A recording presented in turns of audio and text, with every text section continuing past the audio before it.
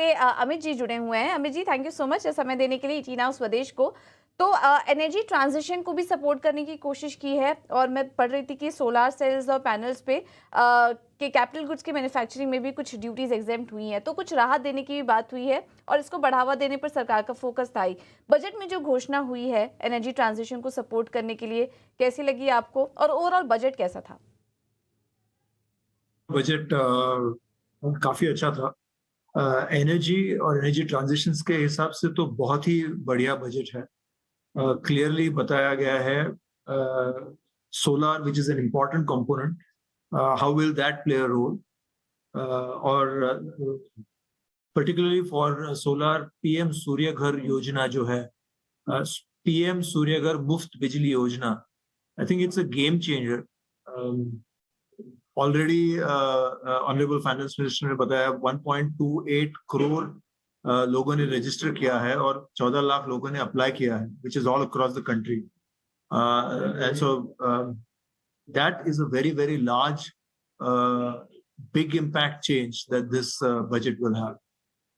और R&D के बारे में भी बात किया, investment in small and modular reactors on the nuclear side.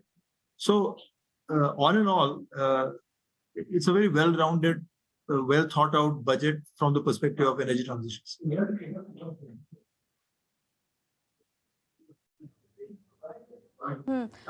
बिल्कुल। और अमित जी, इस बार विकसित भारत में मैं डॉक्यूमेंट भी पढ़ रही थी पूरा बजट का, तो उसमें ये भी कहा गया कि विकसित भारत की तरफ बढ़ने के लिए क्लाइमेट से जुड़े जो सेक्टर्स हैं, क्लाइमेट ट्रांजिशन जो है, उन पर फोकस करना बहुत ज़रूरी है। क्या लग रहा है आपको आने वाले समय में और किस तरह की घोषणाएं हो सकती हैं? क्योंकि हम पढ़ रहे थे कि एनर्जी ट्रांजिशन को लेकर तो यहाँ पर घोषणा हुई है, लेकिन सरकार ने अपने प्रायोरिटी में भी इस चीज़ पर काफ़ी फोकस किया है कि क्लाइमेट से जुड़े बदलाव जो भी हो रहे हैं इस वक्त, उस पर भी फोकस करने की ज़रूरत है। तो क्या लग रहा है आपको इस स्पेस से जुड़े और क्या कुछ घोषणाएं हो सकती हैं?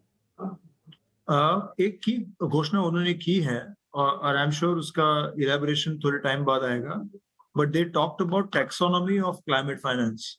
तो इसका मतलब यह है कि they are actually going to name कौन से सेक्टर का क्या डेफिनेशन है।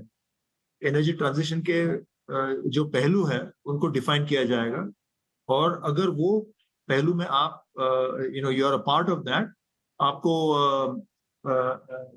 ओवरऑल बेनिफिट मिलेगा in terms of a better financing term. So that is one important thing that the budget talked about. Honorable Finance Minister also talked about uh,